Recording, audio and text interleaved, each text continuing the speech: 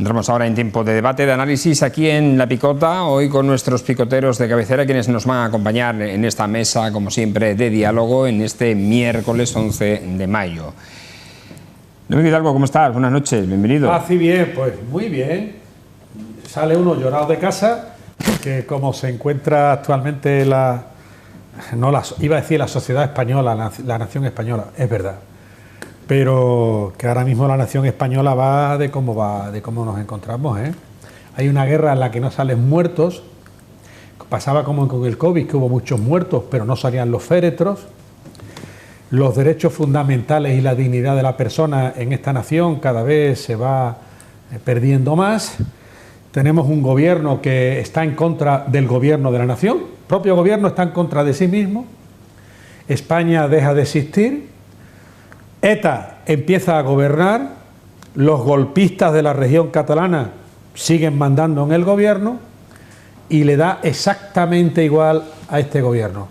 Naturalmente, la gasolina, el gasoil, los impuestos, la seguridad social, la inflación, sube también el gasto público y nada, a vivir, que son 2 días. Otra de gambas, Pedro Sánchez.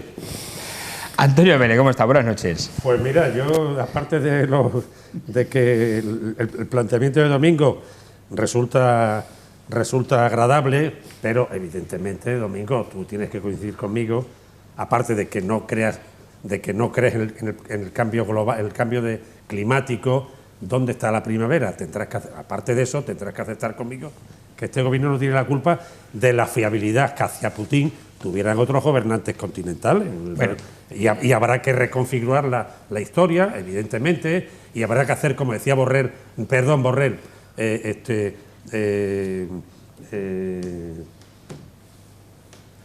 Javier Solana Madariaga, que Europa necesita un ejército propio. Pero, ¿verdad?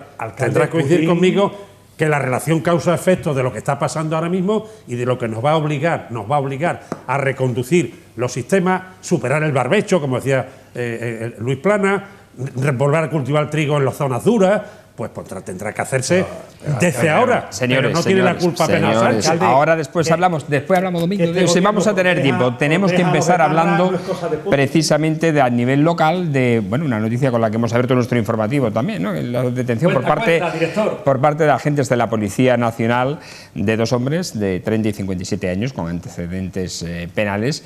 Bueno, han sido pillados infragantis cuando intentaban robar diversos materiales del silo de Mérida, del que han extraído, en el momento en el que lo pillaron con una furgoneta, pues parece ser que 250 tapas de invernales y rejillas, o sea, hierro, que ahora mismo vale mucho dinero. Pesa un poquito, ¿no? Y pesa un poquito, efectivamente. Bueno, pues identificados los materiales por parte del dueño, estamos viendo imágenes del silo, como es por dentro, del actual propietario del silo. Este lo habría valorado en 27.000 euros estos materiales.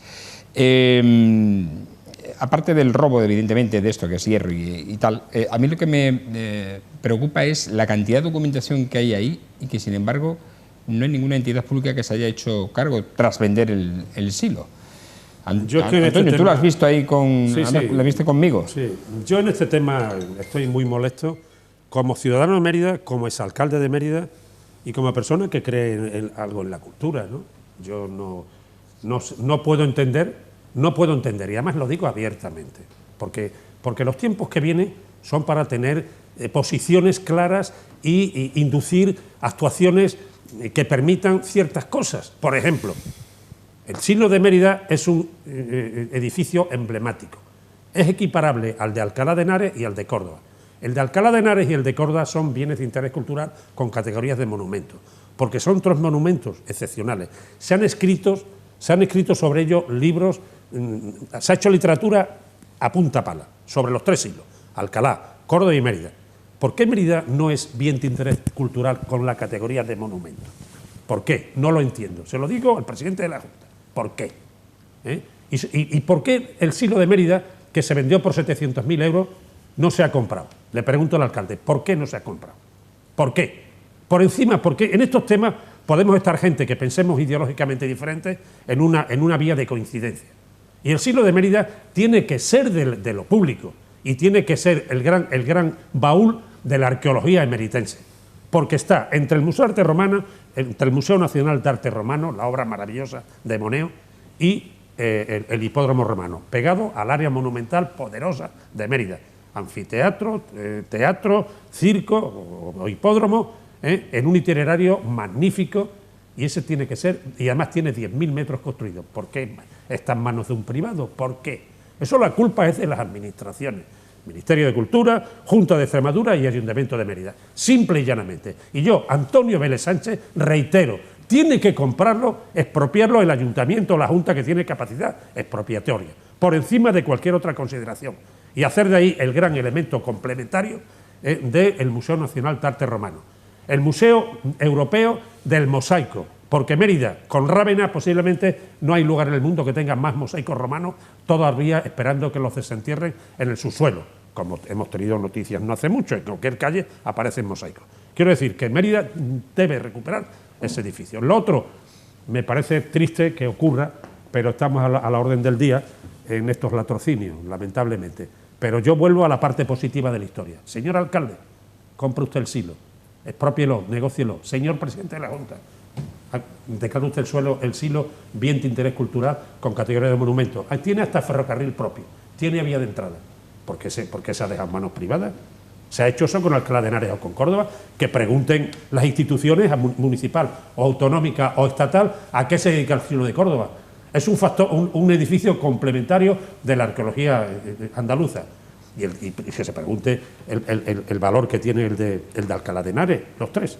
No hay que irse tan lejos tampoco, aparte del valor o de menor valor, como por ejemplo los hilos de Arroyo de San Serván, de Villafranca, de los Barros de Almendrejo, que están en manos de los ayuntamientos. Para mí es una tremenda decepción. Están en manos de los ayuntamientos, esos 3 hilos reconvertidos en actividades esos edificios. Domingo. Esto que está tocando Antonio, alcalde, es muy importante porque va de fondo. Va de fondo con un derecho esencial en cualquier sociedad libre. Cada vez la sociedad es menos libre. Y es la libertad de pensamiento y poder expresar los pensamientos. Los medios de comunicación en Extremadura, generalistas, no digo ya del resto de la nación española, carecen de libertad.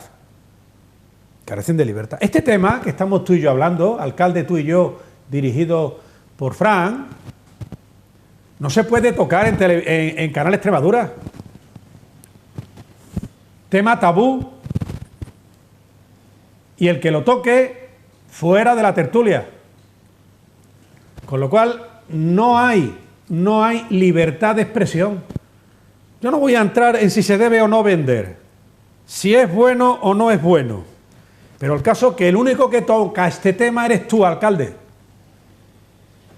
¿Por qué? Porque da la casualidad que el poder establecido, el poder socialista establecido, ha dicho que de eso no se habla. Y según tengo entendido, eso está vendido. Eso ya es propiedad privada. Ha sido vendido. ¿Por quién? ¿Por el ayuntamiento o por las juntas? Que yo todavía no me he enterado. Por el ministerio. Por el ministerio, que era me da igual. Pero en contra del ayuntamiento y de la junta, ¿dónde están las notas de prensa del ayuntamiento y de la junta en contra de? Y del consorcio. Entonces vamos a poner las cosas en su sitio. Pero hay cosas que no interesa hablar y esto empieza a ser 1984. Esto empieza a parecerse a la Rusia de Putin. Lo que ocurre es que aquí aparentemente votamos. Pero voy a algo más al fondo de la noticia, y es inseguridad ciudadana. Señor comisario, señor alcalde, ustedes son corresponsables de la seguridad ciudadana de esta ciudad. Y aquí tenemos que pelear por la delegación del gobierno, pero por lo menos para que la delegación del gobierno haga fe de sus funciones y de su trabajo. Y en Mérida tiene que haber presencia policial. Y aquí no puede ser noticia que se coja a alguien infraganti. Aplaudimos al alcalde y al comisario. Y le pedimos más esfuerzo. Y le pedimos menos fotografías y más hechos. Y alcalde, ten la ciudad más iluminada. Porque en Mérida da miedo ir por la calle por la noche. comisario, da las instrucciones y toma las determinaciones que te corresponden para que en Mérida haya más presencia policial, tanto de uniforme como de paisano. Y eso se nota en las estadísticas. En las estadísticas. ¿Cuántas personas son identificadas en esta ciudad?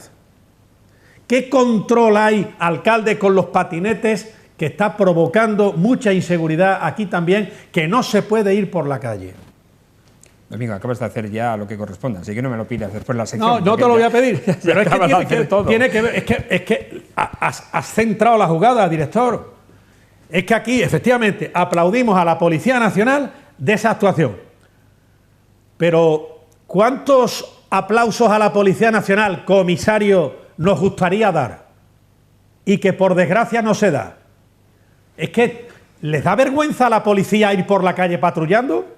¿O es que la policía tiene que esconderse y tienen que estar a flor de calle cualquiera que no respete el derecho y que no respete las normas de convivencia? Pasamos a otro asunto. Vamos a hablar de Adif, porque Adif ya ha puesto en alquiler la terminal de mercancías de San Lázaro, de la estación de Mérida, por un periodo de 4 años más 2 prorrogables. Se trata, como saben, de esta terminal que ha estado funcionando, creo que, no sé si ahora mismo está funcionando hasta hace muy poquito tiempo, y que bueno, pues ha tenido muchísimo movimiento, sobre todo con el puerto de Valencia, de Algeciras, efectivamente, y de Portugal. De Sines. De Sines, exacto, donde se mandaban pues, muchas frutas de las Vegas Bajas, del Guadiana y mucha mercancía, ¿no? Bueno, esto es un complemento más a ese polo logístico que hemos defendido aquí tantas veces, que es la ciudad de Mérida como cruce de caminos. Sí, es así, claro. O sea, Mérida está en el cruce de los grandes caminos, los férreos, lamentablemente todavía en un impasse de espera que se vayan normalizando, con la salida también a Puerto Llano y Valencia, que tantos hemos peleado algunos, y que tan se dejó de la mano. Afortunadamente se ha recuperado, ahí sí felicito a Guillermo Fernández Vara, porque supo ver perfectamente cuál era el interés que tenía Valencia, porque claro, no desensamblando ese ferrocarril que por Alcázar de San Juan también llega a Valencia, como llega a Ciudad Real o a Brazatortas, pues se complementa un eje de itinerarios ibéricos muy importante, y no digo nada de la Lisboa-Madrid, de la autovía o de la autovía del Golfo de Cádiz a Santander, ¿no? O sea, quiero decir que hay y Madrid, por supuesto, que ahí hay un juego muy importante que además el viejo modelo radial, lo hemos dicho aquí alguna vez, aunque sea testimonialmente, que implantó el modelo llamado canovista, aunque no lo implantó Cánovas, lo implantó un señor que se llamaba Javier de Burgos, y el modelo radial está ya perfectamente superado por el modelo más amplio, el modelo diametral. Entre Valencia y Lisboa hay un gran eje diametral español, ibérico, peninsular, que pasa por Mérida, y por Don Benito, y por Villanueva, y por Puerto Llano, y por Alcázar de San Juan. Es un gran eje diametral, y Mérida es el... Aquí las tentaciones a veces de aldeanas han propiciado cuestiones que no se entienden. Y ahí sí le doy la razón a Domingo. Aquí hubo un elemento, la plataforma logística de Badajoz estaba señalada en Mérida. Ibarra se empeñó por lo que fuera, no sé por qué razón, de que fuera a Badajoz. Pero en Badajoz no es un polo, no es un centro del conjunto de los sistemas viarios, de la red viaria, ferroviaria, o es en todo caso se querrá hacer un centro excéntrico, pero no es el centro está en Mérida. Y la economía de medios respecto de ese juego de una estación de contenedores que se hizo en los años de atrás, en lo que estábamos algunos al frente de estas historias de ciudades y de territorios, pues ese centro de contenedores tiene una tremenda actividad y está propiciando la salida de Vegas Altas, de Vegas Bajas, de contenedores, etcétera, que van por puertos, Algeciras, Sines o Valencia. Los dos puertos grandes de la península no es Sines es un puerto básicamente que tendrá un papel importante en el juego de flujos de carburantes y de gaseoductos y de carburantes sobre todo por barco. Pero los grandes puertos equivalentes al de Ámsterdam y otros, entre los 5 primeros de Europa, son Valencia y Algeciras. Ambos juegan en la logística de Mérida, en la logística peninsular con Mérida, que está ahí. Entonces, esa estación de contenedores, que va a estar implementada muy bien con Espacio Mérida, muy bien, y en el juego de conurbaciones Almendralejo a Mérida, que no debemos de perder ese juego que superamos ampliamente con Calamonte, amplísimamente, llegamos a los 120.000 habitantes en ese eje, de Almendralejo a Mérida. Pues ese ferrocarril, esa estación de contenedores va a ser importante, pero la que tenemos ahora mismo en Mérida es la única de entidad que existe en Extremadura. La va a contratar Adif porque tiene esa costumbre de adjudicarla a la explotación, pues muy bien, no conozco pormenores del asunto, pero vuelvo y termino diciendo que Mérida tiene que seguir apostando por su ferrocarril, propiciar los enlaces con Sevilla, la rapidez de esos enlaces, el juego con Madrid por puerto llano también, porque no es incompatible con el que va por la Vía de la Plata, recuperar la Vía de la Plata entre Plasencia y Astorga, no dedicarla a algún director general de turismo, habló de la feliz idea de hacer una vía, una vía pecuaria, una vía rural, una vía sobre el viejo ferrocarril. Una vía verde. Ese ferrocarril hay que recuperarlo, superar pendientes. Antonio, te informo ya que ha habido varias reuniones, entre ellas la última no hace mucho, algo menos de un mes en Salamanca, de las cámaras de comercio de Badajoz, Cáceres, Salamanca, en fin, de todo el eje del antiguo camino de La Plata, para recuperar el tramo ferroviario Plasencia-Salamanca en primer lugar y seguir adelante. Hasta Astorga. Exacto. Que es el corte. Y además hay un ferrocarril secundario. Es decir, en esos juegos son los que hay que jugar. La política no puede ser un juego de funcionarios. La política, con todo mi respeto a los funcionarios, los políticos no son funcionarios, ni puede ser una profesión, tiene que ser una obsesión. Pero aspiran a serlo, vale, alcalde. Pues mal asunto es ese, Domingo, porque se puede ser de derecha o de izquierda, pero hay que tener cada uno defender sus ideas y ser objetivamente ético y honrado en el juego de la actividad pública. Eso es lo que, porque hay un ferrocarril aquí, permitidme que hable como un tecnócrata en este aspecto, porque yo tengo muchos familiares ferroviarios y tengo esa cultura transferida también. Y en Mérida hemos vivido de chicos sobre el ferrocarril. Hasta la fiebre tifoidea nos las cortaban echándonos un chorro de vapor a algún maquinista amigo de la familia, debajo, al lado de una máquina. Los tifos y aquellas historias. Y las toferinas nos las curaban con un buen chorro de vapor. Y hecho ese análisis cómico, decir que hay un ferrocarril excepcional que tiene un valor también futuro muy importante, que es el tramo Almorchón-Córdoba, que está en juego hasta la central de Puente Nuevo, en el Guadiato, en Peñarroya, la central térmica que han cerrado hace poco, hasta en servicio ese ferrocarril para llevar hulla, antracita, para quemar la central térmica, que ya veremos si no hay que recuperar centrales térmicas también, como están las cosas.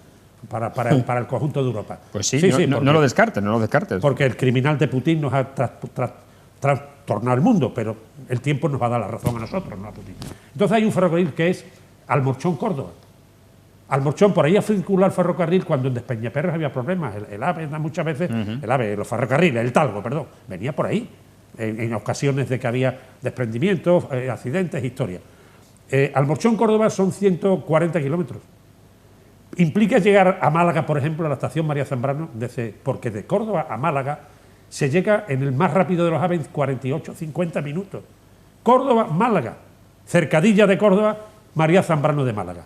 Nosotros podíamos llegar por ese ferrocarril en un nivel de 180 kilómetros por hora, hay que superar pendientes, ferrocarril que está perfectamente trazado hasta Ovejo, Cerro Muriano, que ahí está cortado por la mejora de la salida de Córdoba. Pero ese ferrocarril nos permite llegar a todo el conjunto andaluz. En un rato, Mérida como centro tiene que luchar por eso. A otros les importa 3 puñetas, pero Mérida no.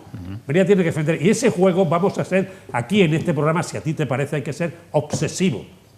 Y luego la unión de Fuente del Arco, Llerena, con Azuaga, todo eso, con Zafra. Ese es un tema también fundamental. Pero sobre todo Almorchón, Córdoba. Así es. Domingo, sobre este tema. Por cierto, a nivel de tren, el otro día se quedó un tren 3 horas parado y hasta que les recogieron. Eso naturalmente en la dictadura mediática, como dice César Vidal, son palabras de César Vidal, las furcias mediáticas, como las define, bueno, eso no ha tenido importancia, no pasa nada, aquí no pasa nada.